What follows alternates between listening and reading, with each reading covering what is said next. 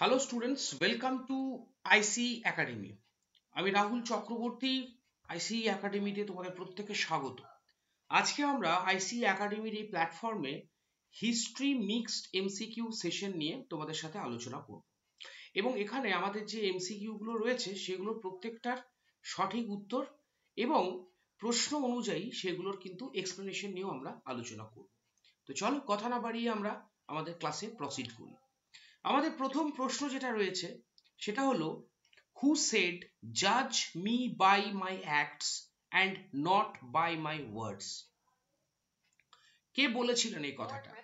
যে সেটা হচ্ছে যে আমাকে তোমরা আমার আইন দিয়ে জাজ করো, আমার কথা দিয়ে আমাকে তোমরা বিচার করবে না। তো স্যার এই আনসারটা সঠিক উত্তর হবে কিন্তু লর্ড রিপন। তোমরা প্রত্যেকেই জানো লর্ড রিপন যিনি কিন্তু তথাকথিত অন্যান্য গভর্নর জেনারেলদের মতো ভারত বিদ্বেষী ছিলেন না এবং এই লর্ড রিপনের সময় তিনি কিন্তু এই লর্ড রিপন বলতে পারো তার পূর্বসূরি গভর্নর জেনারেল লর্ড লিটনের যে অস্ত্র আইন তিনি বাতিল করেছিলেন, ভার্নাকুলার প্রেস অ্যাক্ট কে তিনি শিথিল করেছিলেন এবং তার সময় বিখ্যাত ওই ইলবার্ট বিল নামক যে কন্ট্রোভার্সি বা ইলবার্ট বিল বিতর্কের জন্ম হয়। তো এক্ষেত্রে উত্তর লর্ড রিপন। আমরা পরের প্রশ্নে চলে যাব। When was the double governments of the Court of Directors and Board of created at the home government level? এখানে বলা হচ্ছে যে কোন আইনের মাধ্যমে, এটা অ্যাকচুয়ালি ব্রিটিশ পিরিয়ডের যে সাংবিধানিক সংস্কার, সেই সাংবিধানিক সংস্কার থেকে একটা নেওয়া প্রশ্ন এবং বলা হচ্ছে যে কোন আইনে দুটো মানে তোমার হচ্ছে একদিকে ডাবল গভর্নমেন্ট মানে দ্বৈত প্রশাসন তৈরি হয়েছিল, যেখানে একদিকে ছিল কোর্ট অফ ডিরেক্টরস এবং একদিকে ছিল কিন্তু বোর্ড অফ কন্ট্রোল। তো এক্ষেত্রে উত্তর হবে কিন্তু Pitt's India act 1784। 1784 Pitt's India অ্যাক্টে আমরা দেখতে পাচ্ছি যে ব্রিটিশ অ্যাডমিনিস্ট্রেশনের ক্ষেত্রে ডাবল গভর্নমেন্টের বা দ্বৈত প্রশাসনের জন্ম হচ্ছে, যেখানে একদিকে থাকছে কোর্ট অফ ডিরেক্টরস এবং অন্যদিকে থাকছে কিন্তু বোর্ড অফ কন্ট্রোলস। আমরা 3 নম্বর প্রশ্নে চলে যাব। Stone symbol of female sex organs have come from, অর্থাৎ এটা এটা অ্যাকচুয়ালি মানে কোন হরপ্পা সভ্যতার কেন্দ্র থেকে পাওয়া যাচ্ছে, অর্থাৎ যেটাকে আমরা বলতে পারি যৌনি পুজো। তো মনে রাখবে হরপ্পা সভ্যতায় এই যৌনি পুজো এবং লিঙ্গ পুজো এই দুটোরই কিন্তু অস্তিত্ব ছিল এবং বেসিক্যালি হরপ্পা সভ্যতার যে কেন্দ্র থেকে আমরা এই যৌনি পুজোর মানে সন্ধান পাচ্ছি বা অস্তিত্ব পাচ্ছি সেটা হচ্ছে কিন্তু উত্তরটা হচ্ছে কিন্তু হরপ্পা থেকে। ঠিক আছে, হরপ্পা কেন্দ্র থেকে। এবং এই হরপ্পা কেন্দ্রতে আমরা বেশ কয়েকটা সার্কুলার স্টোন আর্টিফ্যাক্টস দেখতে পাচ্ছি, যে সার্কুলার স্টোন আর্টিফ্যাক্টস গুলোতে কিন্তু এই যৌনি পুজো বা ফিমেল সেক্স অর্গানসের কিন্তু আমরা সিম্বল দেখতে পাচ্ছি। ঠিক আছে, আমরা চলে যাব 4 নম্বর প্রশ্নে। মাইক্রোলিথস আর টিপিক্যাল অফ, দেখো মাইক্রোলিথস, এই মাইক্রোলিথ শব্দটা অর্থ হচ্ছে ক্ষুদ্র পাথরের অস্ত্র। এটাকে আমরা গোদা বাংলায় বলতে পারি ক্ষুদ্রাশ্মীয়, মানে গোদা বাংলায় বলে ক্ষুদ্র পাথরের অস্ত্র, বাট এটাকে শুদ্ধ বাংলায় আমরা বলতে পারি ক্ষুদ্রাশ্মীয় আয়ুধ। মাইক্রোলিথস বেসিক্যালি যে প্রাগৈতিহাসিক যুগের যে পর্বে আদিম মানুষ ব্যবহার করত স্যার সেটা হচ্ছে মেসোলিথিক যুগ। মনে রাখবে প্যালিওলিথিক যুগের পর যে মেসোলিথিক যুগ আসে, যে যুগটাকে বলা হয় মধ্যপ্রস্তর যুগ, সেই যুগের মানুষের ব্যবহৃত পাথরের আকৃতির ছোট হয়। ঠিক আছে, এবং এই মানে ব্যাপকভাবে ছোট হয় এবং এই ছোট আকৃতির ক্ষুদ্র আকৃতির পাথরের অস্ত্রকে বলা হতো মাইক্রোলিথস। অতএব মাইক্রোলিথ যেহেতু মেসোলিথিক পিরিয়ডে শুরু হয়েছিল, তাই এই মেসোলিথিক যুগকে অনেক সময় কিন্তু মাইক্রোলিথিক এজ নামেও অভিহিত করা হয়। আমরা 5 নম্বর প্রশ্নে চলে যাব। Who is known as the slave of a slave?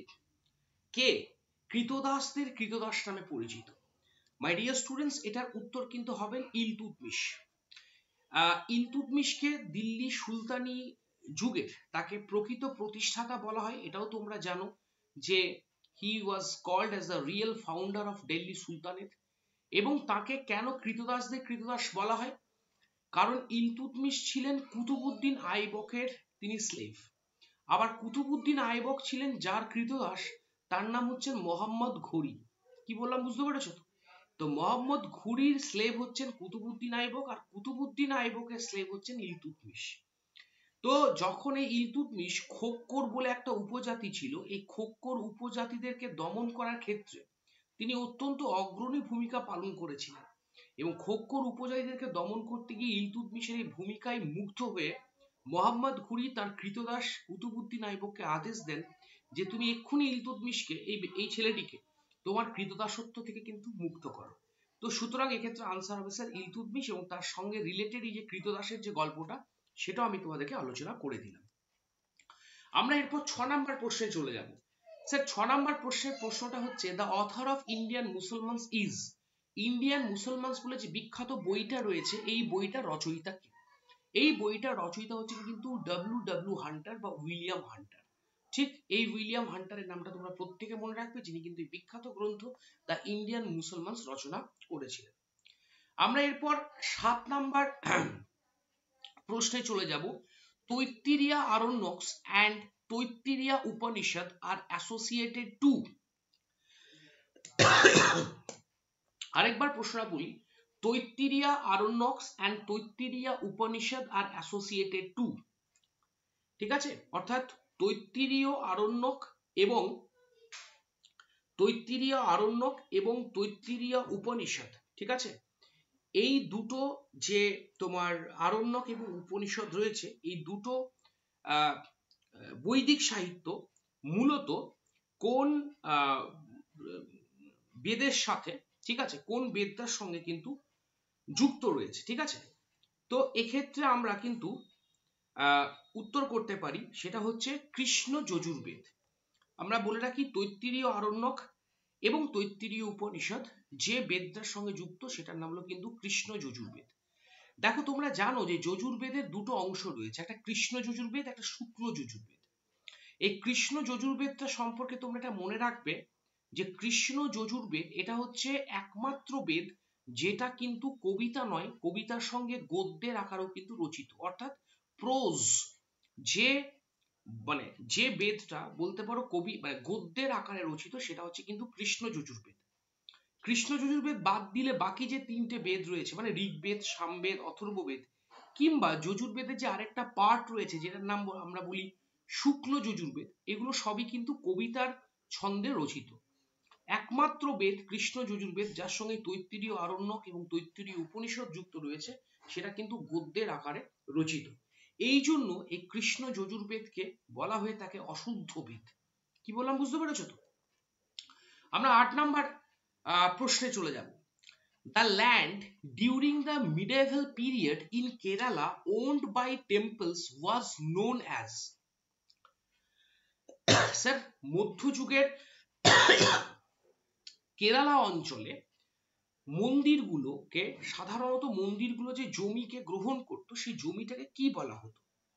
তো এক্ষেত্রে উত্তর হবে কিন্তু দেওয়াসওয়াম। মনে রাখবে এই উত্তরটা হবে কি দেওয়াসওয়াম, ঠিক আছে। মধ্যযুগের ভারতবর্ষে বা মধ্যযুগের কেরালাতে সাধারণত 3 ধরনের জমির মালিকানা ছিল।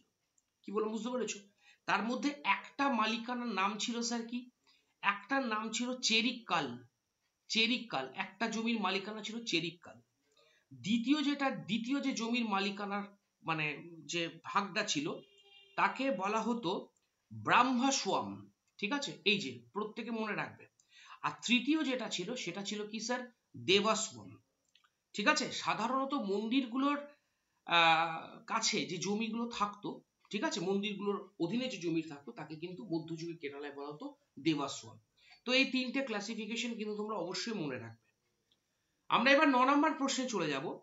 Who among the following governor generals formed the Triple Alliance against Tipu Sultan? যাকে মহীশূর শার্দুল বলা হয়, সেই টিপু সুলতানের বিরুদ্ধে যে গভর্নর জেনারেল তিনি ত্রিশক্তি মৈত্রী তৈরি করেছেন তার নাম কি? তো তার নাম হচ্ছে স্যার লর্ড কর্নওয়ালিস। আমরা সবাই লর্ড কর্নওয়ালিসকে চিনি এই কারণের জন্য যে তিনি 1793 সালের 22শে মার্চ কি প্রতিষ্ঠা করেছিলেন? চিরস্থায়ী ভূমি বন্দোবস্ত প্রবর্তন করেছিলেন।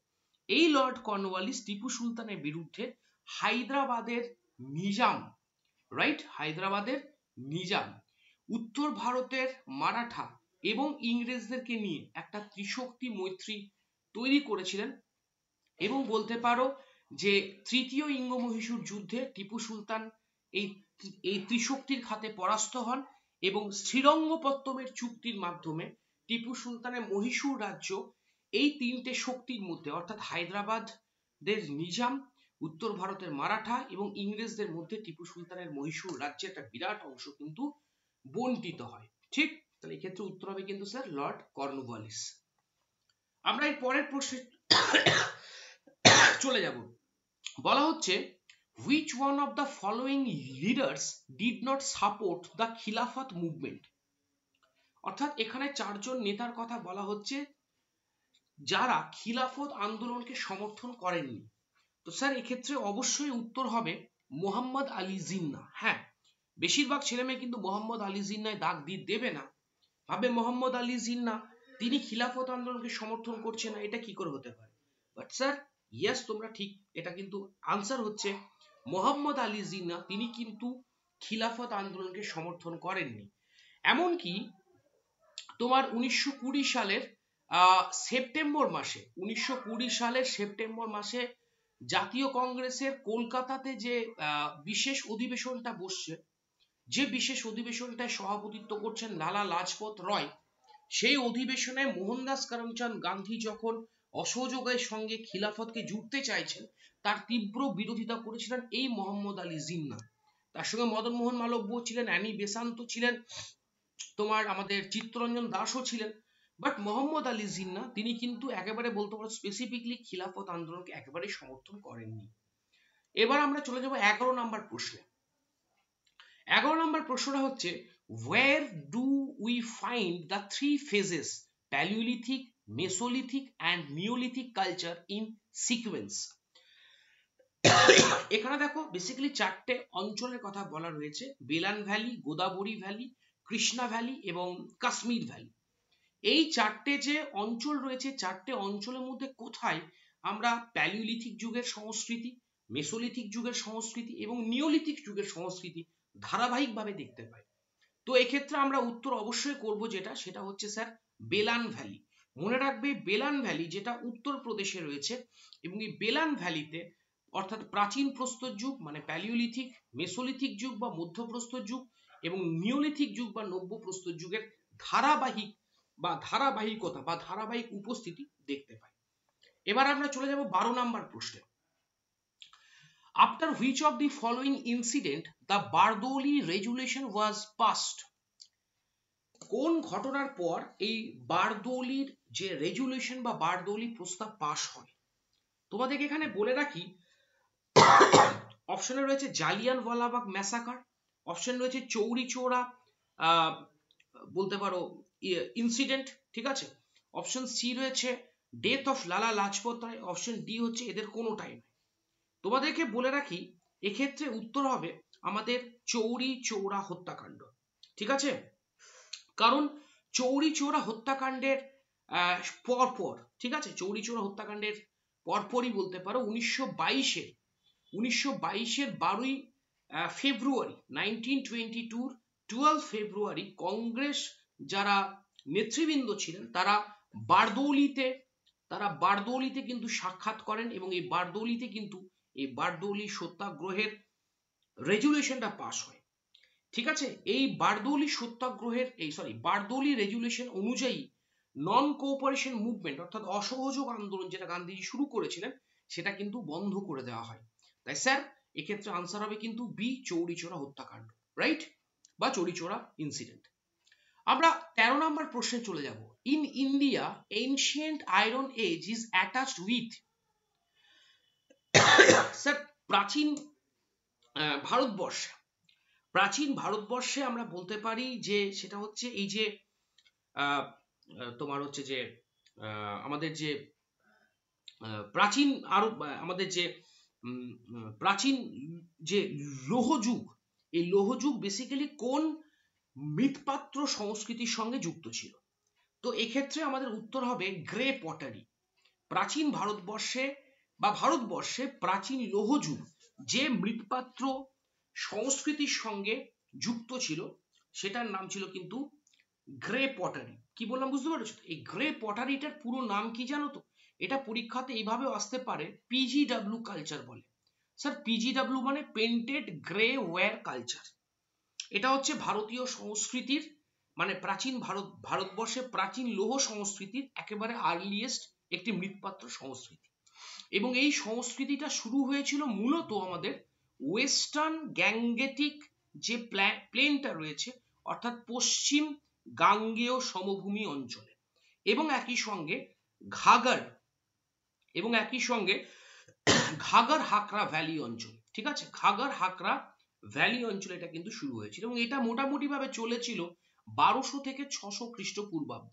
তার মানে এখান থেকে তোমরা এটা খুব সহজেই বুঝতে পারছো যে এই পেন্টেড গ্রে ওয়্যার পটারি বা প্রাচীন লৌহ সংস্কৃতি এটা মূলত বৈদিক যুগেই স্যার ফ্লারিশ করেছিল। ঠিক আছে, চলো এবার আমরা 14 নম্বর প্রশ্নে চলে যাব।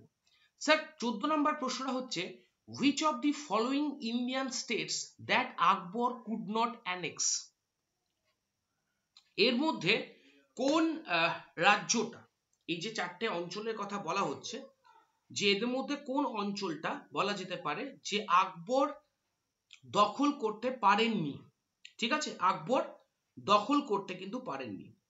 তো এক্ষেত্রে সঠিক উত্তর যেটা হবে সেটা হচ্ছে আসাম। বিহার, কাশ্মীর, বেঙ্গল, বাংলা আকবর দখল করেছে, বাট আকবর যে রাজ্যটা দখল করতে পারেননি সেটা হচ্ছে স্যার কিন্তু আসাম। ঠিক আছে, এটা প্রত্যেকে মনে রাখবে, আসাম রাজ্য কিন্তু আকবর দখল করতে পারেনি। স্যার এরপর আমরা নেক্সট কোয়েশ্চেন্সে চলে যাব। নেক্সট কোয়েশ্চেন যেটা হচ্ছে যে সেটা হচ্ছে এদের মধ্যে ডান্ডি মার্চ সম্পর্কে কোনটা সঠিক? ঠিক আছে, গান্ধীজির যে ঐতিহাসিক ডান্ডি যাত্রা সে সম্পর্কে কোন তথ্যটা সঠিক? দেখো বলা হচ্ছে গান্ধীজির এই ডান্ডি যাত্রা শুরু হয়েছিল 12ই March, right? 78 followers of Gandhiji attended the Dandi March. গান্ধীজির যে তোমার তার যে ইসেটা হয়েছিল কি বলে ডান্ডি মার্চটাই 78 জন সহযোগী তার সঙ্গে হাঁটা দিয়েছিল। স্যার এটাও কিন্তু সঠিক ইনফরমেশন, রাইট? গান্ধীজি ডান্ডি মার্চ শুরু হয়েছে 1930-এর 12ই মার্চ, এটাও সঠিক। এবার যেটা বলা হচ্ছে যে গান্ধীজি তার এই ডান্ডি মার্চ মানে দে রিচড তোমার ডান্ডি অন 5th এপ্রিল। স্যার এটাও কিন্তু একেবারে ঠিক, কারণ 1930-এর 5ই এপ্রিল গান্ধীজি কিন্তু বলতে পারো ওই ডান্ডি মার্চে পৌঁছলেন, ডান্ডিতে পৌঁছলেন। আর 6ই এপ্রিল তারিখে মানে তার ঠিক পরের দিন তিনি কিন্তু ওই গুজরাটের সমুদ্র উপকূল থেকে লবণ তুলে আইন অমান্য ভঙ্গ করেন। তার মানে এই যে গান্ধীজি ডান্ডি মার্চ 12ই মার্চ থেকে তিনি যাত্রা শুরু করেছেন, এটা ঠিক 78 জন সহযোগী ছিলেন। আর এই 12ই মার্চ থেকে যাত্রা শুরু করেছেন, পৌঁছেছেন 5ই এপ্রিল, মানে গান্ধীজির সময় লেগেছিল 24 দিন।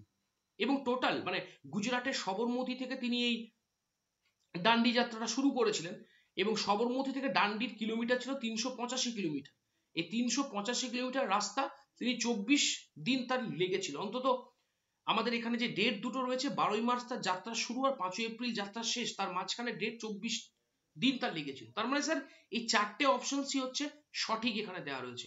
অতএব আমরা এখানে সঠিক উত্তর হিসেবে 15 নম্বর প্রশ্নের ডিটাকে বলবো 1, 2, 3 and 4। ঠিক আছে, চারটে অপশনসই গান্ধীজির এই ডান্ডি যাত্রা সম্পর্কিত চারটে বক্তব্যই সঠিক। আমরা এরপর চলে যাব 16 নম্বর প্রশ্ন। Indigo revolt took place in Bengal in the year of. Sir Indigo বিদ্রোহ বা যেটাকে বলা হয় নীল বিদ্রোহ, এই নীল বিদ্রোহ বাংলায় শুরু হয়েছিল বাংলার কৃষকদেরকে জোর করে যে নীল চাষ বাংলার কৃষকদেরকে যে জোর করে নীল চাষ করানোর বিরুদ্ধে এই নীল বিদ্রোহ শুরু হয়েছিল 1859-60 সালে। এবং এই নীল বিদ্রোহের সঙ্গে বিখ্যাত দুজন যুক্ত যদি আমরা লিডারের কথা বলি, তাদের মধ্যে একজন ছিলেন দিগম্বর বিশ্বাস এবং অন্যজন ছিলেন বিষ্ণুচরণ বিশ্বাস। আমরা 17 নম্বর প্রশ্নে যাব। The Treaty of Amritsar was signed by the English with Ranjit Singh in the year of। মানে পাঞ্জাবের সুকারচুকিয়া মিশলের অধিপতি যে রঞ্জিত সিং স্বপ্ন দেখেছিলেন গোটা পাঞ্জাবের মানে একজন সার্বভৌম শাসক হিসেবে নিজেকে প্রতিষ্ঠা করার, সেই রঞ্জিত সিং এর সঙ্গে ইংরেজদের অমৃতসরের চুক্তি কবে হয়েছিল? স্যার এটার উত্তর হবে 1809 এবং ডেটটা অবশ্যই হচ্ছে 25শে এপ্রিল, ঠিক। এবং ইংরেজদের তরফ থেকে এই অমৃতসরের চুক্তি যিনি করেছিলেন তার নাম হলো কিন্তু চার্লস মেটক্যাফে, রাইট। ইংরেজদের তরফ থেকে এই অমৃতসরের চুক্তিতে সই করেছিলেন চার্লস মেটক্যাফে, আর অন্যদিকে ছিলেন কিন্তু রঞ্জিত সিং।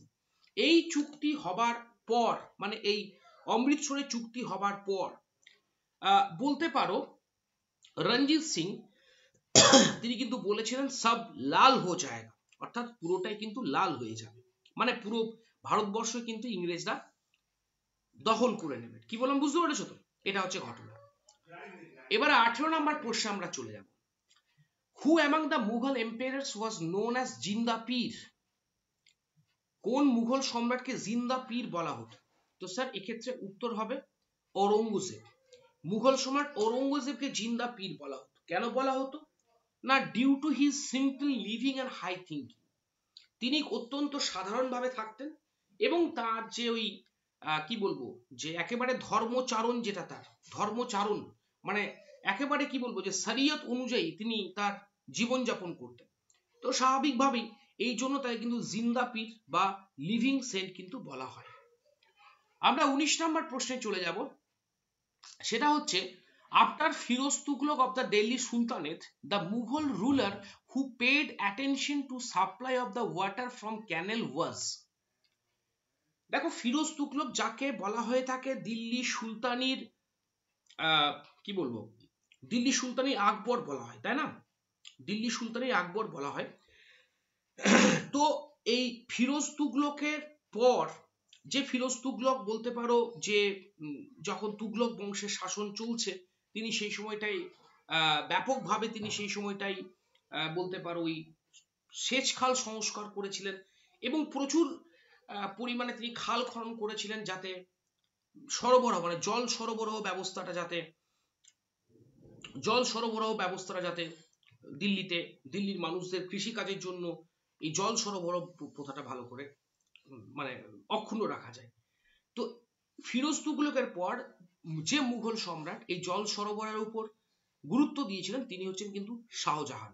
মনে রাখবে, ফিরোজ তুগলকের পর যে মুঘল সম্রাট supply of water from canals, অর্থাৎ ক্যানেল থেকে, বাঁধ থেকে যে জল সরবরাহের জন্য ব্যবস্থা করেছিলেন, ঠিক আছে, তিনি হচ্ছেন কিন্তু শাহজাহান। ঠিক আছে, এটা হচ্ছে উত্তর। নেক্সট প্রশ্ন বলবো যেটা, যে সেটা হচ্ছে which one of the following was not a strong centers of the revolt of 1857? 1857 সালে যে সিপাহী বিদ্রোহ হয়েছিল, সিপাহী বিদ্রোহের মধ্যে এদের মধ্যে কোন অঞ্চলটা বলতে পারো যে কোনো মতেই বিদ্রোহের দ্বারা কিন্তু প্রভাবিত হয়নি? মাদ্রাস, আরা, ঝাঁসি নাকি বেরিলি? দেখো আরা, ঝাঁসি কিংবা বেরিলি আমরা জানি এই অঞ্চলগুলো সিপাহী বিদ্রোহের অন্যতম প্রধান কেন্দ্র ছিল। বরঞ্চ বলা যেতে পারে দক্ষিণ ভারতের মাদ্রাস কিংবা ওদিকে পাঞ্জাব বা আমাদের এদিকে বাংলা, এই অঞ্চলগুলোতে কিন্তু সিপাহী বিদ্রোহের সে অর্থে খুব একটা প্রভাব পড়েনি। তাই ডেফিনেটলি আমরা 20 উত্তর হিসেবে বেছে নেব এ। আমরা 21 প্রশ্ন দেখব। হু killed 5th Sikh Guru Arjun in the year of 1606? দেখো পঞ্চম শিখ গুরু অর্জুনকে যিনি হত্যা করেছিলেন, যে মুঘল সম্রাট, তার নাম হলো কিন্তু জাহাঙ্গীর। এবং এই জাহাঙ্গীরের হত্যা করার, মানে অর্জুনকে হত্যা করার পিছনে একটা বড় কারণ যেটা ছিল, যে জাহাঙ্গীরের যে বিদ্রোহী পুত্র ছিলেন যার নাম ছিল খসরু, এই খসরুকে নাকি গুরু অর্জুন আশীর্বাদ করেছিলেন এবং কিছু অর্থ সাহায্য করেছিলেন। এই অভিযোগে জাহাঙ্গীর কিন্তু পঞ্চম শিখ গুরু অর্জুনকে 1606 সালে হত্যা করেন। আমরা 22 নম্বর প্রশ্নে চলে যাব। The fleet built by Shivaji was stationed at? Sir শিবাজি তিনি যে নৌবাহিনীটা তৈরি করেছিলেন, ঠিক আছে, এই নৌবাহিনীটা তার বেসিক্যালি ফ্লিটটা কোথায় অবস্থান করত? এটার উত্তর হচ্ছে আমাদের 22 নম্বর প্রশ্নের উত্তর হবে ডি, অর্থাৎ কোলাবাতে। ঠিক আছে, মনে রাখবে শিবাজির এই যে ফ্লিটটা ছিল কোলাবাতে, এই ফ্লিটটার মূল কাজ যেটা ছিল to plunder the Mughal trading vessels, অর্থাৎ মুঘলদের যে ওই ভেসেলস গুলো, বাণিজ্য তরীগুলো ঘুরে বেড়াতো, সেগুলোকে লুট করা। কি বললাম বুঝতে পেরেছো তো? এটা হচ্ছে ঘটনা 22 ডি। আমরা 23 নম্বর প্রশ্নে চলে যাব। স্যার 23 নম্বর প্রশ্ন, who was defeated at the battle of Kannauj in the hands of Sher Shah. আচ্ছা, এটা একটু গন্ডগোল হয়ে গেছে, এটা 1540 হবে, 1540। কনৌজের যুদ্ধ বা বিল্লগ্রামের যুদ্ধে শেরশাহের হাতে যিনি পরাস্ত হয়েছিলেন তিনি কে? তো আমরা স্যার সবাই জানি এটার উত্তর হবে হুমায়ুন, 23 সি। এর আগেও হুমায়ুন শেরশাহের হাতে 1539 সাল নাগাদ তিনি চৌসার যুদ্ধে, ব্যাটল অফ চৌসার যুদ্ধে হেরে যান। আর এই যুদ্ধে হেরে যাওয়ার পর হুমায়ুনকে 1540 থেকে 1555 দীর্ঘ 15টা বছর মুঘল সাম্রাজ্য ভারতবর্ষ ছেড়ে কার্যত ভ্রাম্যমান জীবন কাটাতে হয়েছিল। আর এই যুদ্ধে জয়লাভ করার পরে কিন্তু শেরশাহ তিনি কিন্তু সুর বংশ প্রতিষ্ঠা করেছিলেন। আমরা চলে যাব এরপর 24 নম্বর প্রশ্নে। Which among the following ports was called Babul Makkah, gateway of Makkah during the Mughal period?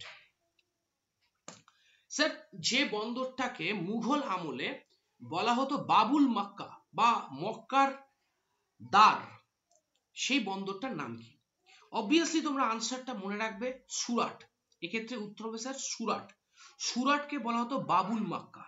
কারণ কারণ মক্কার জন্য মুঘল আমলে যে সমস্ত তীর্থযাত্রীরা মক্কার উদ্দেশ্যে তীর্থযাত্রা করতেন, তারা শুরু করতেন কিন্তু যাত্রা শুরু করতেন এই সুরাট থেকে, তাই বাবুল মক্কা বলা হতো এই সুরাটকে। আমরা 25 নম্বর প্রশ্নে চলে যাব। 25 নম্বর প্রশ্ন, who invited Babur to invade India? বাবরকে ভারতবর্ষ আক্রমণ করার জন্য আমন্ত্রণ কে জানিয়েছে? তো স্যার এক্ষেত্রে উত্তর হবে দৌলত খান লোদি। এই দৌলত খান লোদি যিনি ছিলেন পাঞ্জাবের শাসক, তিনি কাবুলের শাসক। হ্যাঁ, পানিপথের যুদ্ধের আগে 1504 থেকে 1526 পর্যন্ত বাবর কিন্তু কাবুলের শাসক হিসেবে বা কাবুলের শাসক তিনি ছিলেন। এবং এই দৌলত খান লোদি কাবুলের শাসক বাবরকে কিন্তু ভারতবর্ষ আক্রমণ করার জন্য আমন্ত্রণ জানান। আর এই দৌলত খান লোদি ছিলেন পাঞ্জাবের গভর্নর। এমনকি তিনি তার ছেলে, যার নাম ছিল দিলওয়ার খান, এই দিলওয়ার খানকেও তিনি কিন্তু পাঠিয়েছিলেন বাবরের দরবার করতে, যাতে বাবর ইব্রাহিম লোদিকে হারান এবং ভারতবর্ষ আক্রমণ করেন। আমরা নেক্সট প্রশ্নে চলে যাব। In which year the railway board was founded?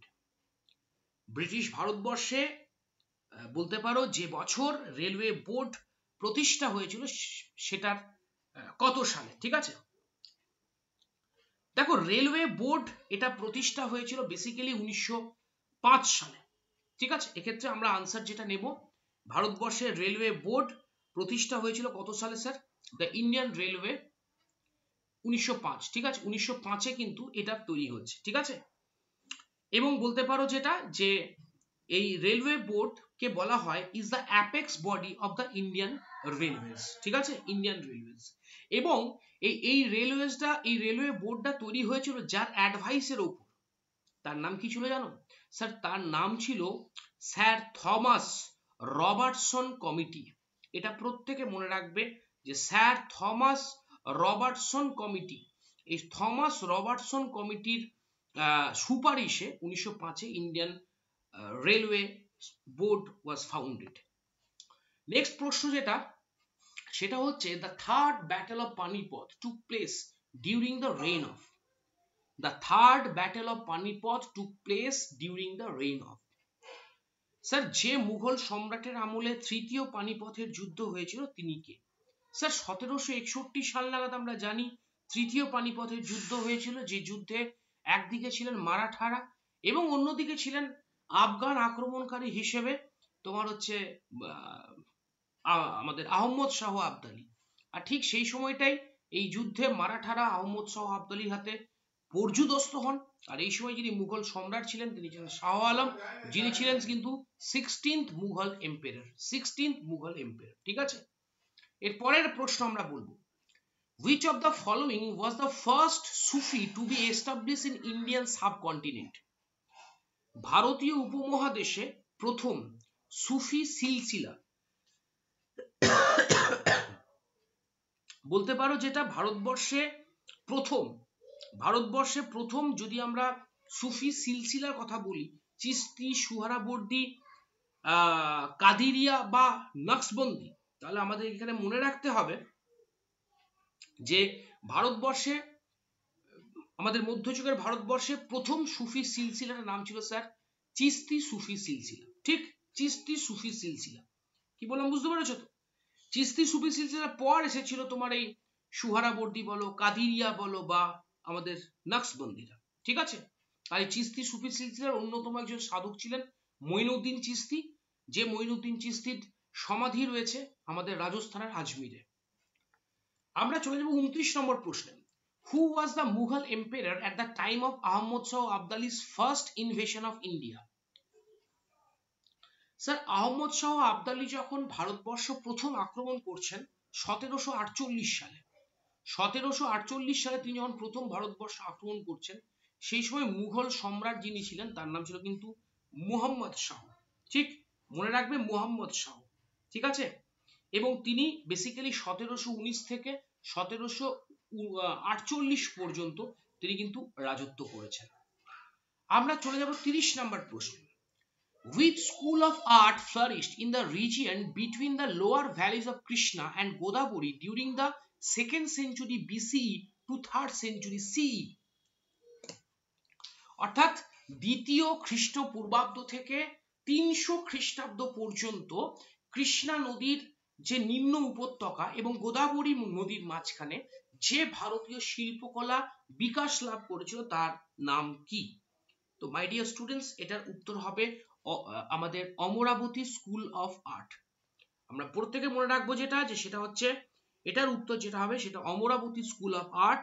এটা অন্ধ্রপ্রদেশ রিজিয়নে ফ্লারিশ করেছিল দ্বিতীয় খ্রিস্টপূর্বাব্দ থেকে 300 খ্রিস্টাব্দ পর্যন্ত। পরের প্রশ্ন, the Indian Muslims in general were attracted to the extremist movement because of the. ভারতীয় মুসলিমরা বলা যেতে পারে বেশিরভাগ অধিকাংশ ক্ষেত্রেই তারা চরমপন্থী আন্দোলনের প্রতি বিশেষভাবে আকর্ষিত হয়েছেন। কেন? Influence of sir Syed Ahmad Khan? না স্যার, সৈয়দ আহমদ খান তো দ্বিজাতি তত্ত্বের স্রষ্টা ছিলেন, তিনি হিন্দু মুসলিম দুটো জাতিকে আলাদা করে দেখিয়েছিলেন। Anti Muslim attitude of extremist leader? একদমই না। চরমপন্থীদের যদি মুসলিম বিরোধী হন তাহলে তারা কোনো মতেই মুসলিমরা যোগদান করতেন না। Indifference show to the Muslim aspirants? না স্যার, উত্তর হচ্ছে ডি, অর্থাৎ extremist policy of harping on Hindu past. এক্ষেত্রে আমরা বলতে পারি যে সেটা হচ্ছে D, extremist policy of harping on Hindu past. এই জন্যই কিন্তু বলতে পারো এক্সট্রিমিস্ট মুভমেন্টের প্রতি ভারতীয় মুসলিমরা তারা কিন্তু এটার প্রতি তারা ইসে হয়েছিলেন, মানে কি বলবো যে তারা অ্যাট্রাক্টেড হয়েছিল। ঠিক আছে স্যার, ওকে বেশ। আমরা এবার নেক্সট কোয়েশ্চেন্সে চলে যাব। নেক্সট কোয়েশ্চেন্স হচ্ছে Paragal Khan helped in bringing the first ever Bengali translation of the. Sir, Paragal খান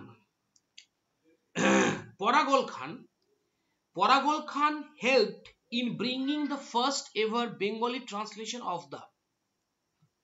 পরাগল খানের হাত ধরে প্রথম আমরা বলতে পারি যে কোন বইটার বাংলা অনুবাদ হয়েছিল, তাই তো স্যার? তো সেক্ষেত্রে আমরা বলতে পারি যে পরাগল খান তিনি কিন্তু বলতে পারো যে উপনিষদ, ব্রহ্মসূত্র, রামায়ণ নাকি মহাভারত? তো স্যার এক্ষেত্রে অবভিয়াসলি আমরা উত্তর করতে পারি যে সেটা হচ্ছে মহাভারত, রাইট? মহাভারত, এই যে মহাভারত বলে যে গ্রন্থটা ছিল, ঠিক আছে, এই মহাভারত বলে গ্রন্থটা, এই গ্রন্থটা কিন্তু আমরা বলতে পারি যে পরাগল খান বাংলায় অনুবাদ এটা কিন্তু করেছিলেন। ঠিক আছে, বেশ। আমরা চলে যাব 33 নম্বর প্রশ্নে। অপারেশন বর্গা was first introduced in West Bengal in the year of। কোন বছর এই অপারেশন বর্গা শুরু হয়? স্যার এটার আনসার হবে 1978, 1978। ঠিক আছে, 1978। কি বললাম বুঝতে পেরেছো? 1978-এ এই অপারেশন বর্গা প্রথম কিন্তু ভারত বাংলায় পশ্চিমবঙ্গে প্রথম প্রচলিত হয়। 34 নম্বর প্রশ্ন, the Hunter commission was appointed after the. অর্থাৎ হান্টার কমিশন সেটা হচ্ছে কোন ঘটনার পর হান্টার কমিশন ইংরেজরা নিয়োগ করেছিলেন? দেখো, হান্টার কমিশন ইংরেজরা নিয়োগ করেছিল জালিয়ানওয়ালাবাগ হত্যাকাণ্ডের পর। ঠিক আছে, কি বললাম? জালিয়ানওয়ালাবাগ হত্যাকাণ্ডের পর। আমরা এটা প্রত্যেকে মনে রাখবো যে সেটা হচ্ছে 1919 সালের 13 এপ্রিল ব্রিটিশদের হাত ধরে যে জালিয়ানওয়ালাবাগের যে কি বলবো যে কুখ্যাত যে ঘটনাটা ঘটিয়েছিল, ঠিক আছে। তো তোমার হচ্ছে তারপরেই কিন্তু ইংরেজরা এই ঘটনাকে ধামাচাপা দেওয়ার জন্য তারা হান্টার কমিশন কিন্তু নিয়োগ করেছিল। যদিও কংগ্রেসে হান্টার কমিশনকে একেবারেই পাত্তা দেননি, বরঞ্চ কংগ্রেসের গান্ধীজির নেতৃত্বে কংগ্রেস একটা জালিয়ানওয়ালাবাগের অনুসন্ধান কমিশন করেছিল, যেটার নাম ছিল পাঞ্জাব সাব কমিটি, ঠিক আছে। বেশ, আর এখানে দেখো আগের প্রশ্নটা যেটা আমি তার আগেরটা বলেছিলাম পরাগল খান নিয়ে, তো পরাগল খানের আমলে মহাভারতের বাংলা অনুবাদ হয়েছিল, ঠিক আছে, এবং যিনি করেছিলেন তার নাম ছিল কবীন্দ্র পরমেশ্বর। এটা আমার বলতে তখন ভুলে গিয়েছিলাম, আমি বলে দিলাম কবীন্দ্র পরমেশ্বর। পরাগল খানের আমলে কিন্তু যে বইটার অনুবাদ করা হয়েছিল সেটা ছিল মহাভারত। এটা করেছিলেন কে স্যার? কবীন্দ্র পরমেশ্বর। আর এই পরাগল খান কার আমলের লোক ছিলেন? ইনি ছিলেন ওই সে সময় আলাউদ্দিন হুসেন সাহেব, তিনি একজন সেনাপতি হিসেবে কাজ করেছেন, ঠিক আছে। স্যার 35 নম্বর যে প্রশ্নটা রয়েছে,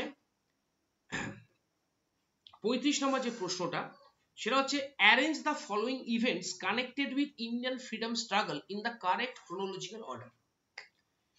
ব্রিটিশ ভারতবর্ষে যে চারটে ঘটনার কথা দেওয়া রয়েছে সেই চারটে ঘটনাকে সময়কাল অনুযায়ী আমাদের সাজাতে হবে, ঠিক আছে। তো প্রথম ঘটনাটা কি আছে দেখো, তো প্রথম ঘটনা যেটা রয়েছে সেটা হচ্ছে কি Amritsar incident in British India.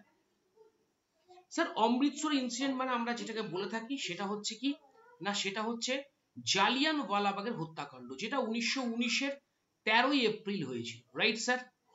এবার দেখো চৌরি চৌরা ইনসিডেন্ট, তো স্যার চৌরি চৌরা ইনসিডেন্টটা কবে হয়েছিল? চৌরি চৌরা ইনসিডেন্টটা হয়েছিল 1922 আমরা বলতে পারি 4 ফেব্রুয়ারি, তাই তো স্যার। এবারে আসো চম্পারণ সত্যাগ্রহ, গান্ধীজি চম্পারণ সত্যাগ্রহ, তো স্যার চম্পারণ সত্যাগ্রহ কবে হয়েছিল? 1917-তে। আর 4 নম্বরে কি রয়েছে? Moplah rebellion. Sir Moplah rebellion এটা কবে হয়েছিল? এই মোপলা রেবেলিয়ন বা এটাকে আমরা অনেক সময় মালাবার বিদ্রোহ কিন্তু বলে থাকি, মোপলা বিদ্রোহ বা এটাকে আমরা কিন্তু মালাবার বিদ্রোহ বলে থাকি। এই বিদ্রোহটা কবে হয়েছিল স্যার? 1921-এ। তার মানে দেখো আমরা চারটে এই ঘটনার পাশে সালগুলো উল্লেখ করে দিয়েছি। তার মানে সবার আগে আসবে চম্পারণ ক্রোনোলজিক্যাল অর্ডার অনুযায়ী, তাহলে সবার আগে আসবে সি, তাই তো স্যার।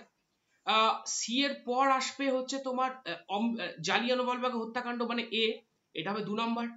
তৃতীয় নাম্বার যেটা হবে সেটা হচ্ছে স্যার আমাদের মোকলা বিদ্রোহ ডি, তাই তো 3 নম্বর। আর 4-এ আসবে চৌরি চৌরা হত্যাকাণ্ড। মানে স্যার সি, তারপরে এ, তারপরে ডি বি, মানে স্যার আমরা উত্তর নিব 35-এর সি। আমরা 36 নম্বর প্রশ্নে চলে যাব। ladies had comparatively a greater participation in administration under, sir এখানে প্রাচীন ভারতের চারটে ডাইনাস্টির কথা বলা হয়েছে, তাদের মধ্যে বলা হচ্ছে কোন ডাইনাস্টিতে মহিলারা দের অংশগ্রহণটা অনেক বেশি ছিল? চালুক্যদের আমলে, কলচুরিদের আমলে, চোলাদের আমলে, নাকি প্রতিহারদের আমলে? তো ডেফিনেটলি আনসার হবে কিন্তু চালুক্যদের আমলে। মনে রাখবে চালুক্যদের আমলে কিন্তু প্রশাসনে মহিলাদের অংশগ্রহণ যথেষ্ট বেশি ছিল, এবং চালুক্যদের একজন রাজার নামও তোমরা সবাই জানো, বাতাপির চালুক্য দ্বিতীয় পুলকেশীন, যিনি হর্ষবর্ধনকে পরাস্ত করেছিলেন, তাই না।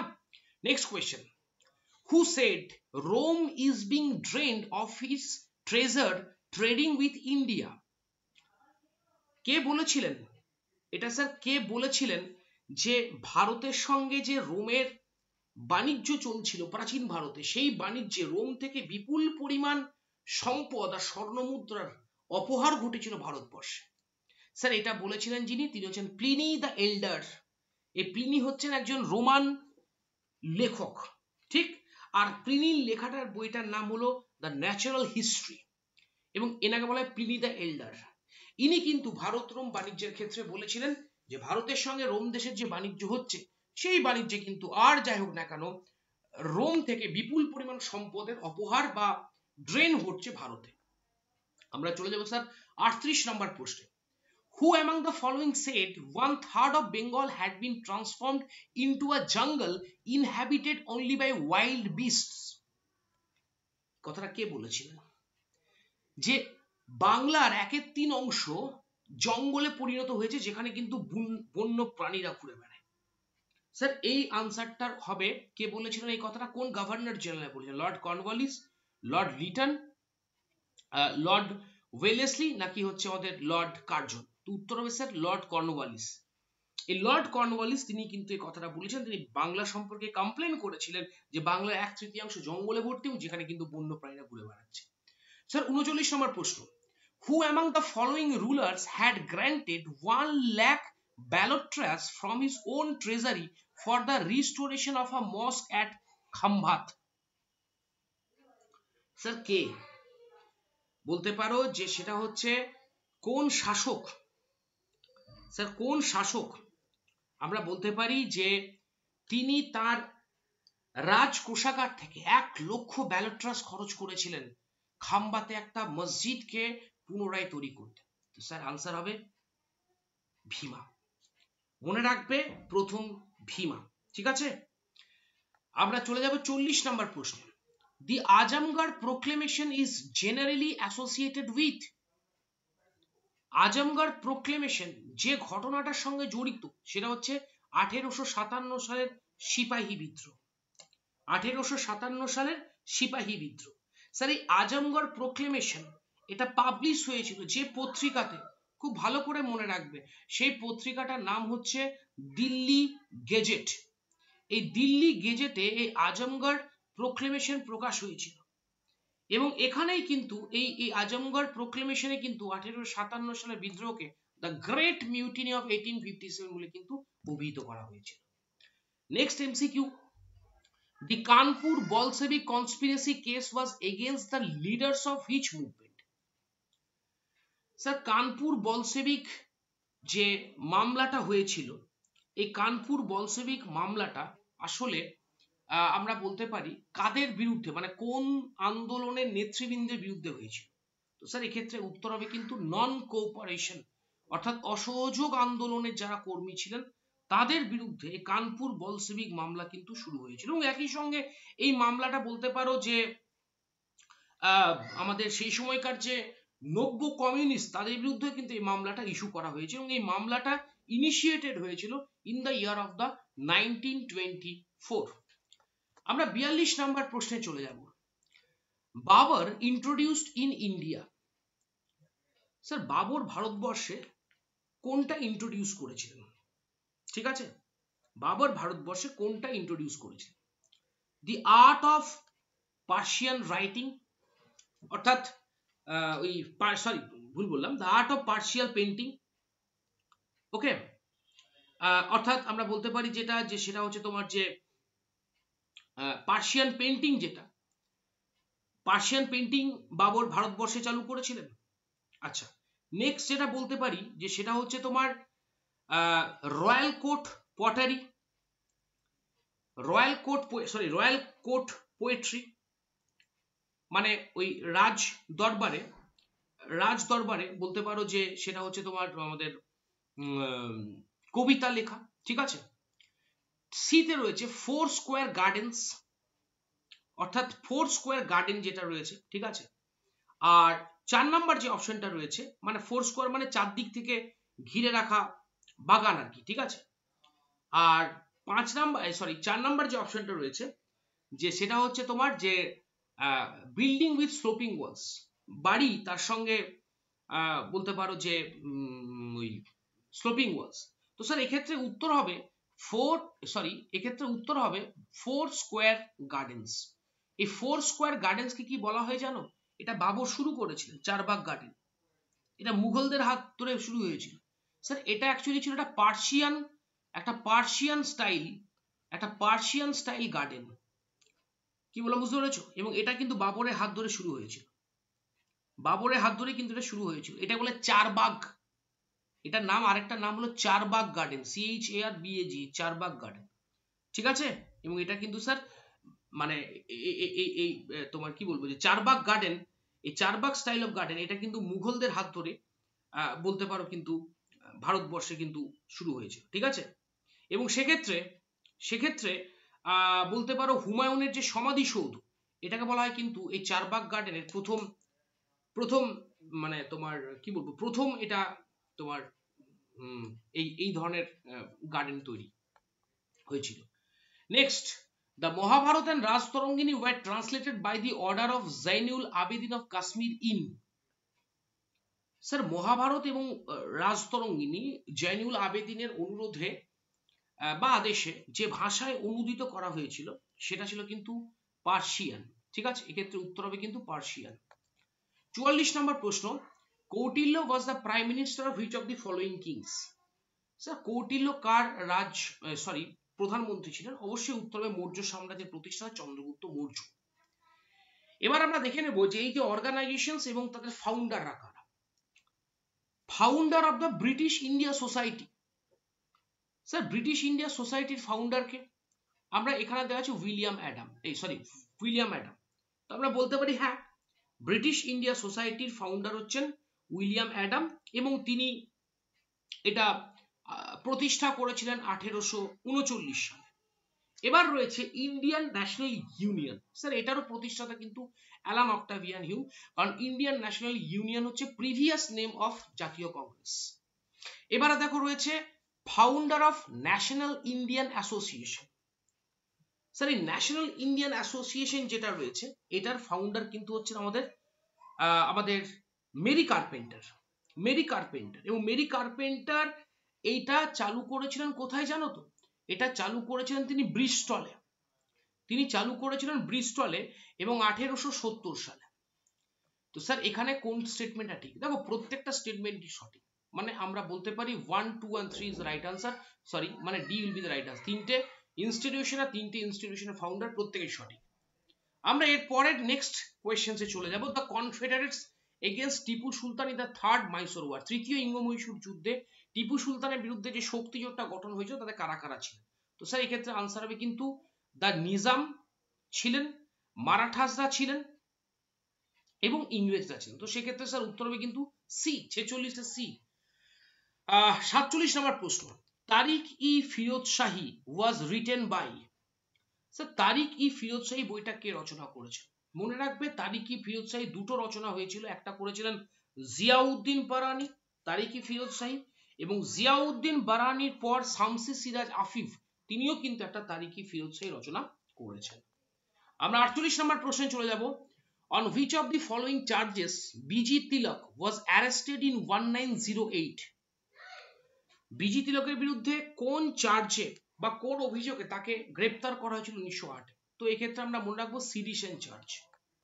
আমরা 49 নম্বর প্রশ্নে চলে যাব, সেটা হচ্ছে who build the Khajuraho temples.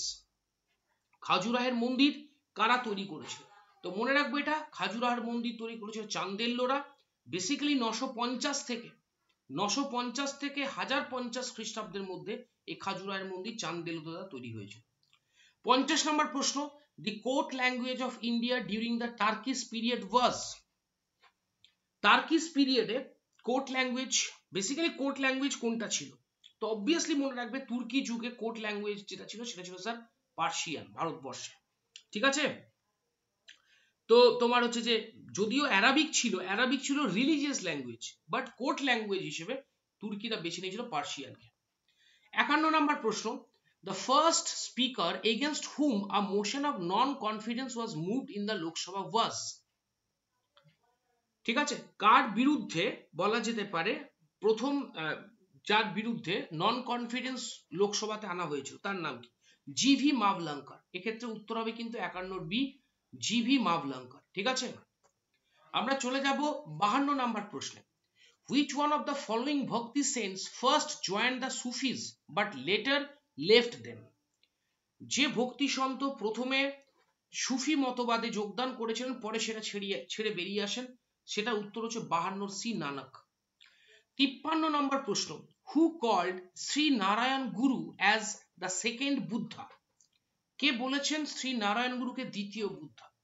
এক্ষেত্রে উত্তর হবে কিন্তু জি শঙ্করা কুরুপ, তিনি বলেছেন। আচ্ছা 54 নম্বর প্রশ্ন আমি বলবো না, 55 নম্বর প্রশ্নটা বলবো, কারণ ওটা ইতিহাসের প্রশ্ন নয়। 55 নম্বরটা হচ্ছে which among the following Buddhist canon is related to dealing with rules for monks and nuns? যে বৌদ্ধ গ্রন্থে বলতে পারো বৌদ্ধ সন্ন্যাসী ও সন্ন্যাসিনীদের মানে জীবনযাপনের কথা বলা হয় সেটার নাম সেটা হচ্ছে স্যার বিনয় পিটকা। অবভিয়াসলি আনসার হবে, ঠিক আছে। এই বিনয় পিটকা এখানে কিন্তু ওই বলতে পারো যে ডেইলি অ্যাফেয়ার্স মোনাস্টিক লাইফ সম্পর্কে বলা রয়েছে। Next question, Aurangzeb came to power after winning the war of succession and by defeating his three brothers. Who was not one of them? Aurangzeb তিন ভাইকে পরাজিত করে হত্যা করে ক্ষমতায় লাভ করেন। তিন ভাইয়ের মধ্যে ছিলেন দারা শিকো, যিনি ওর শাহজাহানের প্রিয় সন্তান ছিলেন। শাহজাহান দারা শিকোকে তার উত্তরাধিকারী বানাতে ছিলেন শাহ সুজা, ছিলেন মুরাদ। বাট এখানে যে আসকরি, এই আসকরি কিন্তু ঔরঙ্গজেবের ভাই ছিলেন না। আসকরি ছিলেন মুঘল সম্রাট হুমায়ুনের ভাই। মুঘল সম্রাট স্যার হুমায়ুনের ভাই, ঠিক। আসকারি কামরান হিন্দাল। আমরা 57 নম্বর প্রশ্নে চলে যাব, যে সেটা হচ্ছে 57 নম্বর প্রশ্ন, the treaty of Amritsar was concluded between Maharaja Ranjit Singh and who of the following? অমৃতসরের চুক্তি যেটা হয়েছিল, ঠিক আছে, সেই অমৃতসরের চুক্তিতে বলতে পারো যে একদিকে ছিলেন তো রঞ্জিত সিং, আর অন্যদিকে কে ছিলেন? অন্যদিকে সেই সময়কার ভাইসরয় ছিলেন লর্ড মিন্টো, ঠিক আছে। এই সরি, ভারতের গভর্নর ছিলেন লর্ড মিন্টো। পরের প্রশ্ন সেটা হচ্ছে, two which place did Murshid Quli Khan transfer his capital from Dhaka? Dhaka থেকে মুর্শিদ কুলি খান কোথায় তার রাজধানী শিফট করেছিলেন? মনে রাখবে মুর্শিদাবাদ। আর এই সেই সময় ঢাকাকে বলা হতো জাহাঙ্গীরনগর। কি বলা হতো বললাম? জাহাঙ্গীরনগর, মনে রাখবে এটা, ঠিক আছে। হলো, আমরা 59 নম্বর প্রশ্নে চলে যাব। Who was the Deoband scholar to have played a prominent role in the nationalist movement? Sir, যে দেওবন্দ কি বলবো যে রুলার, সেই মানে শাসক আর কি, যে বলতে পারো যে ভারতবর্ষের স্বাধীনতা আন্দোলনে কি বলবো যে অত্যন্ত কি বলবো যে জনপ্রিয় ভূমিকা অবলম্বন করেছিলেন, তার নাম কি? তো তার মধ্যে অন্যতম রয়েছেন দেখো আবুল কালাম আজাদ।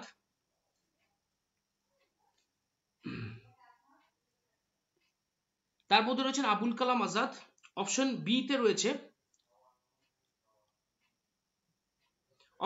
রয়েছে তোমার হচ্ছে মোহাম্মদ আলী জিন্না, ঠিক আছে। অপশন সি তে রয়েছে আমাদের তোমার বলা যেতে পারে যে বদরুদ্দিন তায়েবজি, ঠিক আছে। এবং অপশন ডি তে রয়েছে যে বলতে পারো সেটা হচ্ছে যে চিরাগ আলী। তো এক্ষেত্রে উত্তর হবে কিন্তু মৌলানা আবুল কালাম আজাদ, ঠিক আছে। ইনি ছিলেন কিন্তু দেওবন্দি স্কলার, ঠিক আছে, prominent leader of Indian independence movement, এবং বলতে পারো traditional Muslim scholar associated with the কি বলবো উইথ দ্য দেওবন্দ মুভমেন্ট, ঠিক আছে, Maulana Abul Kalam Azad, Deoband school of thought. এর পরের প্রশ্ন দেখো, বলা হচ্ছে which of the following classes did not participate in the revolt of 1857? 1857 সালের যে সিপাহী বিদ্রোহে অ্যাকচুয়ালি এদের মধ্যে কারা যোগদান করেননি? তার মধ্যে রয়েছে মানি লেন্ডার্স। যারা তার মধ্যে রয়েছে মানি লেন্ডার্স মানে স্যার বলতে পারো মহাজনরা। অপশন বি তে রয়েছে মার্চেন্টস, বণিকরা। অপশন সি রয়েছে মডার্ন ইন্টেলিজেন্সিয়া, আধুনিক বুদ্ধিজীবী সম্প্রদায়। চারে হচ্ছে ওল্ড জমিদাররা। আর পাঁচে হচ্ছে আরবান বেস অ্যাবসেন্টি ল্যান্ডলর্ডস। দেখো কারা যোগদান করেননি। সত্যি কথা বলতে কি তোমার হচ্ছে যে প্রথম সিপাহী বিদ্রোহে যারা যোগদান করেননি, এদের মধ্যে তার মধ্যে স্যার মানি লেন্ডার্সরা আমরা বলতে পারি যে তোমার হচ্ছে যে আমাদের এই মডার্ন ইন্টেলিজেন্সিয়ারা যোগদান করেনি। আমরা বলতে পারি ওল্ড জমিদাররা যোগদান করেছিল স্যার, ওল্ড জমিদাররা কিন্তু যোগদান করেছিল, পুরনো জমিদাররা। কিন্তু মানি লেন্ডার্সের ভূমিকা আমরা দেখতে পাই না, আমরা মার্চেন্টের ভূমিকা দেখতে পাই না, আমরা আধুনিক বুদ্ধিজীবী সম্প্রদায়ের ভূমিকা দেখতে পাই না, এমনকি শহরে অবস্থান করা যে আধুনিক জমিদার শ্রেণী তাদেরও ভূমিকা দেখতে পাই না। তো স্যার এক্ষেত্রে উত্তর হবে ডি, অর্থাৎ আমরা বলতে পারি 60 D will be the right answer. 61 number প্রশ্ন, who was the founder of all India Muslim league? Sir all India Muslim লীগের প্রতিষ্ঠাতা কে? তো এক্ষেত্রে আমরা বলতে পারি যে all India Muslim league Syed Ahmad Khan. Sir তিনি একেবারেই নন, কারণ সৈয়দ আহমদ খান 1906 সালে যখন এই মুসলিম লীগ প্রতিষ্ঠা হচ্ছে তখন তিনি নেই। মোহাম্মদ ইকবাল, নেক্সট হচ্ছে সেটা হচ্ছে তোমার যে আমাদের হচ্ছে ফজলুল হক এবং রয়েছে কিন্তু নবাব সালিমুল্লাহ। তো অবশ্যই হবে কিন্তু নবাব খাজা সালিমুল্লাহ, তিনি কিন্তু এই বলতে পারো যে 1906 সালে অল ইন্ডিয়া মুসলিম লীগ প্রতিষ্ঠা করেন। স্যার এর পরের প্রশ্ন, which of the following statements is or are true about the Vernacular Press Act 1878? 1878 সালের যে ভার্নাকুলার প্রেস আইন, এই ভার্নাকুলার প্রেস আইন সম্পর্কে কোনটা সঠিক? দেখো সত্যি কথা বলতে কি, ভার্নাকুলার প্রেস অ্যাক্ট 1878 সালে পাস করেছিলেন লর্ড মায়ো। না স্যার, লর্ড মায়ো তো নন, এটা চালু করেছিলেন লর্ড লিটন। এটাকে গ্যাগিং অ্যাক্ট বলা হয়, এটা স্যার ঠিক। It liberated the Indian press from restriction, ভারতীয় সংবাদপত্র একাধিক কণ্ঠরোধ করতে চেয়েছিল, সেখানে বলা আছে লিবারেটেড, মানে এটাও ঠিক নয়। It was repealed in 1882 by the Ripon government. The Vernacular Press Act of 1878 was repealed in 1882 by Lord Ripon. Vernacular press act এটা লর্ড রিপন স্যার রিভিল মানে বাতিল করেছিলেন 1881 সালে। তাহলে স্যার এটাও ভুল তথ্য। সঠিক উত্তর কোনটা স্যার? এটা। Only 2 will be the right answer. এটা পাস করেননি লর্ড মায়ো, এটাকে গ্যাগিং অ্যাক্ট বলা হয়। আচ্ছা, 2 and 4 দেখো রিপিল করেছিলেন অ্যাকচুয়ালি ভার্নাকুলার প্রেস অ্যাক্টটা কিন্তু 1851 সালে লর্ড লিটনের সাকসেসর হিসেবে লর্ড রিপন এটা রিপিল করেছিল। যাই হোক 1882। তো এক্ষেত্রে যেহেতু অপশনে 2 আর 4 রয়েছে, আমরা 2 and 4টাকে ধরব। 63 নম্বর প্রশ্ন, the word Adivasi was first used for the first time to refer to the tribal people by। আদিবাসী শব্দটা প্রথম কে ব্যবহার করেছিলেন? স্যার আদিবাসী শব্দটা প্রথম ব্যবহার করেছিলেন ঠাক্কর বাপ্পা। ঠাক্কর বাপ্পা। আমরা চলে যাব নেক্সট প্রশ্ন, 64 নম্বর প্রশ্ন, ঢাকা অনুশীলন সমিতিকে প্রতিষ্ঠা করেছিলেন পুলিন বিহারী দাস। 65 নম্বর প্রশ্ন, who of the following was the founder of the Bharat Naujawan Sabha in 1926? Sir Bharat নওজওয়ান সভার প্রতিষ্ঠাতা কে ছিলেন? 1926-এ Bhagat Singh.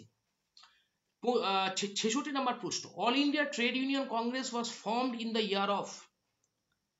All India trade union Congress কত সালে প্রতিষ্ঠা হয়? স্যার 1920 সালের 31 অক্টোবর। 67 নম্বর প্রশ্ন, in 1940 January in his letter to C.F. Andrews, who was described by Gandhiji as my son but a spoiled child of my family? Sir 1940-এ গান্ধীজি কার সম্পর্কে এই কথাটা বলেছিলেন C.F. অ্যান্ড্রুজকে লেখা চিঠিতে? 1940-এর 15 জানুয়ারি তিনি চিঠি লিখেছিলেন, যেখানে বলেছিলেন ও আমার ছেলে কিন্তু আমার পরিবার থেকে ও স্পয়েলড হয়ে গেছে। এটা স্যার বলেছিলেন সুভাষচন্দ্র বোস সম্পর্কে। ঠিক আছে, কি বললাম বুঝতে পেরেছো তো? কার সম্পর্কে বলেছিলেন? সুভাষচন্দ্র বসু সম্পর্কে। 68 নম্বর প্রশ্ন, what was the primary aim of the Akali movement which rose in the Punjab in 1920s?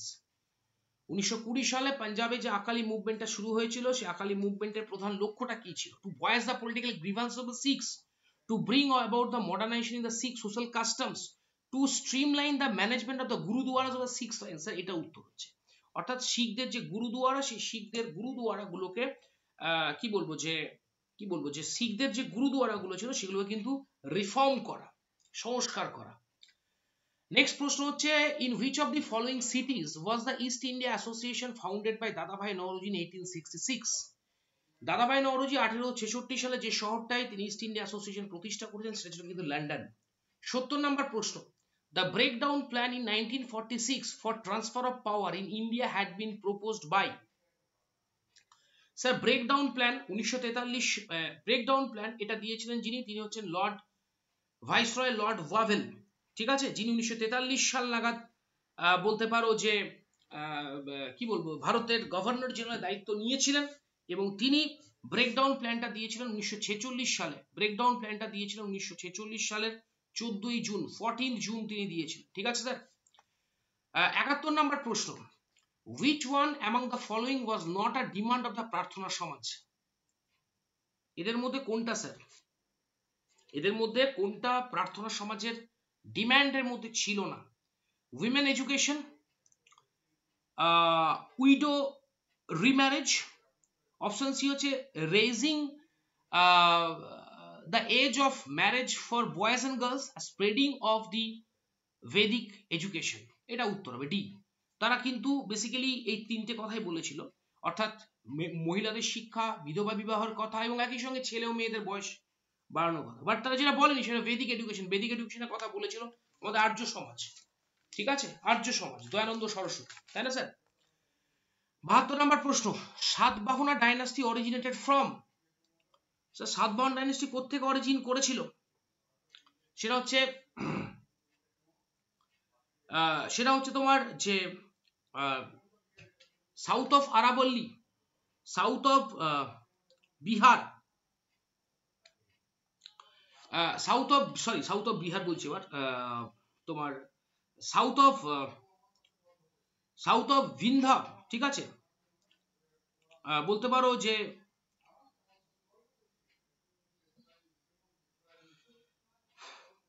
South of তোমার সাউথ অফ সাতপুরা নাকি সাউথ অফ সাতমুলা, তো এটার উত্তর হবে কিন্তু south of Vindhya, south of Vindhya থেকে, বিন্ধ পর্বত দক্ষিণ থেকে।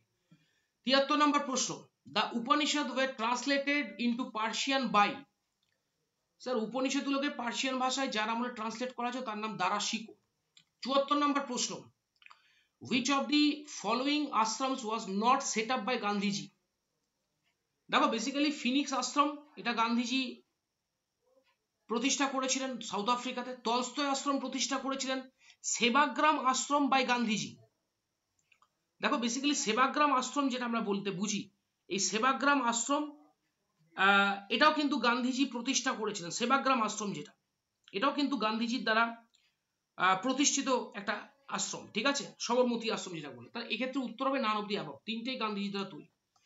75 নম্বর প্রশ্ন, সেটা হচ্ছে কোন শাসক বিবিকা মাকবারা তৈরি করেন? স্যার এটার উত্তর ঔরঙ্গজেব। ঔরঙ্গজেব তার স্ত্রী রাবিয়া দুরানির জন্য ওই বিবিকা মাকবারা ঔরঙ্গজেব তৈরি করেন, যেটাকে দক্ষিণে তাজমহল বলা হয়। নেক্সট প্রশ্ন, who compared Lord Curzon administration to Aurangzeb in India? Lord কার্জনের যে শাসনতন্ত্র তাকে ঔরঙ্গজেবের সঙ্গে তুলনা করেছেন কে? স্যার গোপাল কৃষ্ণ গোখলে। 77 নম্বর প্রশ্ন, হু ফাউন্ডেড দ্য পুনা সার্বজনিক সভা ইন 1870? স্যার পুনা সার্বজনিক সভা সঙ্গে যার নাম ওতপ্রোতভাবে জড়িত তিনি হচ্ছেন কিন্তু আমাদের বলতে পারো মহাদেব গোবিন্দ রানাডে, ঠিক আছে স্যার। বেসিক্যালি 95 জন সদস্যকে নিয়ে হয়েছিল, যেখানে পুনা যার সার্বজনিক সভার সঙ্গে আমাদের কি বলবো ভদ্রলোকের নাম হচ্ছে তোমার গোপাল কৃষ্ণ গোখলে ও সরি কি নাম বিজি তিলকও যুক্ত ছিলেন, বাল গঙ্গাধর তিলকও যুক্ত ছিলেন পুনা সার্বজনিক সভার সঙ্গে, ঠিক আছে, তোমার গণেশ বাসুদেব যোশী ছিলেন, ঠিক আছে, হ্যাঁ তোমার গোপাল হরি দেশমুখও ছিলেন। তো স্বাভাবিকভাবে ক্ষেত্রে কিন্তু অ্যাকচুয়ালি ফাউন্ডেড যদি বলা হয়, ফাউন্ডেড কিন্তু উত্তর হবে তোমার হচ্ছে মহাদেব গোবিন্দ রানাডে, ঠিক আছে, কি বললাম বুঝতে পেরেছো? মহাদেব গোবিন্দ রানাডে, ওনার হাত ধরে কিন্তু বলতে পারো এই পুনা সার্বজনিক সভা কিন্তু প্রতিষ্ঠা হয়, এবং গণেশ বাসুদেব যোশী, এর মধ্যে বিজি তিলক ছিলেন, এস এ চিপলুঙ্কার ছিলেন, এনারা ছিলেন। আমি নেক্সট কোয়েশ্চেন চলে যাব, সেটা হচ্ছে যে who among the following had not participated in the second round table conference? Sir দ্বিতীয় গোল টেবিল বৈঠকে কে যোগদান করেননি? উত্তর হবে জওহরলাল নেহেরু। 79 নম্বর প্রশ্ন, সেটা হচ্ছে 1939 জাতীয় কংগ্রেসের ত্রিপুরী অধিবেশনের সভাপতি কে হয়েছিল? সুভাষচন্দ্র বোস। 80 নম্বর প্রশ্ন, সেটা হচ্ছে which among the following places became an integral part of শাহজাহান's empire? সে এদের মধ্যে কোনটা শাহজাহানের সাম্রাজ্যের ইন্টিগ্রাল প্লেসে পরিণত হয়েছিল? স্যার সেক্ষেত্রে উত্তর কোনটা হবে? যে তোমার এটা উত্তর হবে কিন্তু আহমদনগর, ঠিক আছে, এটার উত্তর হবে কিন্তু স্যার আহমদনগর, মনে রাখবেন। নেক্সট কোয়েশ্চেন যেটা হচ্ছে 81 নম্বর প্রশ্ন, যে which among the following Harappan site terracotta plough was found? Harappa সভ্যতার যে কেন্দ্রে টেরাকোটার প্লাউ পাওয়া গেছে, টেরাকোটার প্লাউ মনে রাখবে, ঠিক আছে, এটা পাওয়া গেছে বানাওয়ালিতে। 82 নম্বর প্রশ্ন, sovereignty can be carried on only by assistance, a single wheel does not move, hence the king should employ the ministers and hear their advice, this has been attributed to? সেটা কার সম্পর্কে বলা যায়? কৌটিল্যের সম্পর্কে। এই কথাটা বলা যেতে পারে, আমরা বলতে পারি কৌটিল্য সম্পর্কে। ঠিক আছে, বেশ। পরের প্রশ্ন, in which mahajanapada was situated the city of Mahishmati? Sir এটার উত্তর হবে কিন্তু অবন্তী। ঠিক আছে, Avanti 83B। when was the East India Company brought under the parliamentary control? East India কোম্পানিকে কখন পার্লামেন্টারি কন্ট্রোলের মধ্যে নিয়ে আসা হয়? 1783। ঠিক আছে, 1773 regulating act. which of the following reform movements was the first to be started in 19th century? এখানের মধ্যে তোমাদের কোনটা মনে হচ্ছে 19 শতাব্দীতে প্রথম শুরু হয়েছিল? মনে রাখবে ব্রাহ্ম সমাজ। 86। এখানের মধ্যে বলা হচ্ছে যে কোনটা ট্রাইবাল মুভমেন্ট ছিল না? স্যার এটা হবে কিন্তু তেভাগা মুভমেন্ট, এটা ছিল কিন্তু একটা কৃষক movement. 87, who presided over the Karachi session of Indian National Congress? Vallabhbhai Patel. 88, সেটা হচ্ছে who among the following sultans of Delhi Sultan was the first to shift the capital to Delhi? Lahore থেকে দিল্লিতে প্রথম রাজধানী শিফট করেছে ইলতুৎমিশ, তার আগে কুতুবউদ্দিন আইবক আমলে ছিল কিন্তু লাহোরে। মেকার্স অফ মডার্ন ইন্ডিয়া বলা হয় আমাদের রামমোহন রায়কে। সেটা হচ্ছে who destroyed the Jagannath temple at Puri? Sir পুরীর জগন্নাথ মন্দিরকে ধ্বংস করেছিলেন, সেটা উত্তর হবে স্যার ফিরোজ শাহ তুগলক। ঠিক আছে স্যার, তো আমাদের আলোচনা আজকে এই পর্যন্তই। এরপর তোমাদের সঙ্গে দেখা হবে আইসি এই আমাদের ক্লাসে নেক্সট সেশন। ভালো থেকো সবাই, ধন্যবাদ।